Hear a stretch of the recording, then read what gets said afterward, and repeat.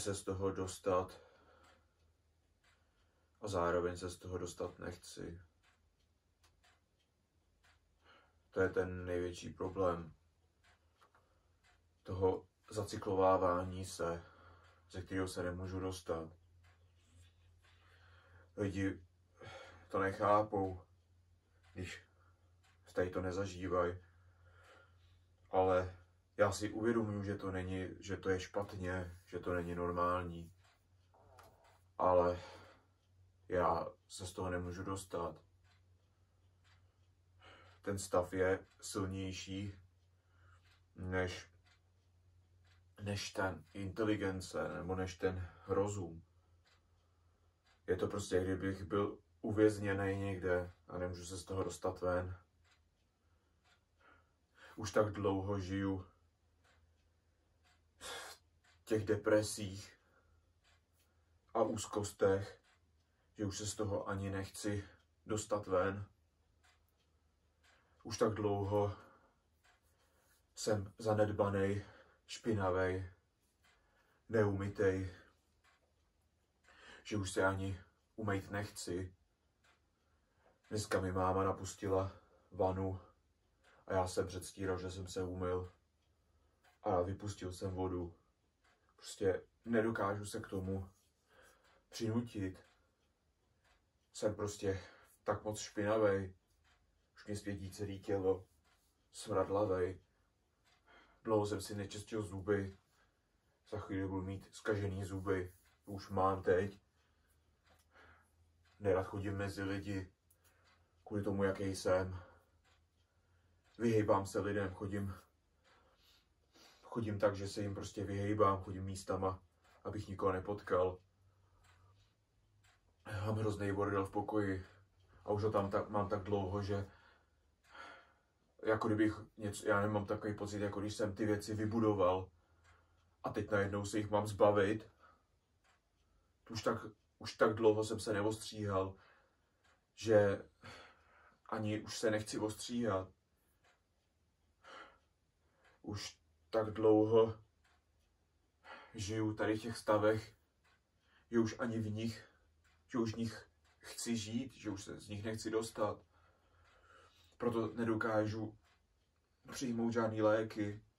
Jo, přistoupil jsem na tritiko, který teď beru před spaním a občas si dám Neurol. Včera jsem si dal jedno tritiko před spaním a nemohl jsem spát, tak jsem si vzal ještě další tritiko a Neurol, abych usnul. A dneska jsem akorát trpěl celý den. Budu jenom samý vnitřní třás, pocit na zbláznění, chci jednu věc, pak chci druhou, pak chci věci druhou. Vlastně nevím ani, co chci, chodí jenom samá panika, ale dneska to spíš bylo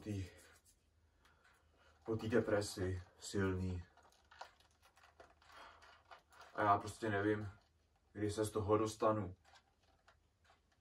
Protože buď to jsem v prdeli, a když v prdeli nejsem, asi cítím se dobře, tak si to chci užít ten okamžik. A nechci nic dělat. A navíc furt je to vlastně, mám plno úzkostí vlastně, protože úzkost je strach. A já mám strach něco změnit. A zároveň to není jenom strach, ale že jakoby vím, že bych to chtěl změnit, ale změnit to nechci. A prostě mi nikdo nemůže pomoct. Když já nechci pomoct sám sobě.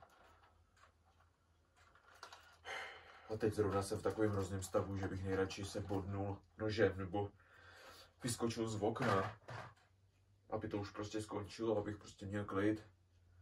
Včera jsem si přál, abych usnul a ráno se neprobudil.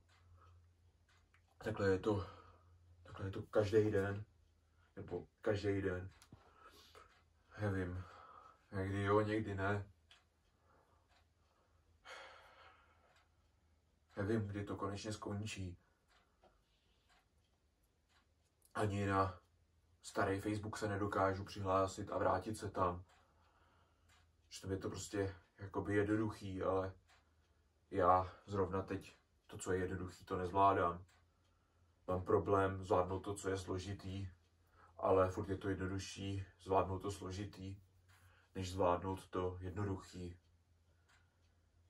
Protože to jednoduchý je to nejtěžší. Vždycky lidi říkají, je to jednoduchý, jenom ber prášky, je to jednoduchý, ale v hlavě se mi generuje spoustu myšlenek a argumentů, důvodů, proč to nebrat. A já už se prostě budu muset asi nechat zavřít na psychiatrii, abych se to tam, aby prostě jsem tohleto překonal a dostal se z toho ven, z toho zacyklení.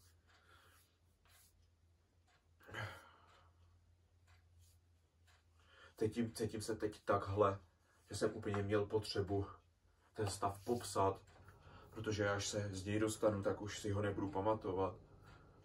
A to mi vždycky vyvolává tu paniku, že vlastně teď jsem v prdeli a teď bych chtěl ten stav popsat, ale já ho nedokážu popsat. Takhle dokážu ho popsat, ale blbě se to dělá, ale když ho nepopíšu teď, tak pak už ho nepopíšu nikdy. Nebo až pokud se do něj vrátím zase zpátky.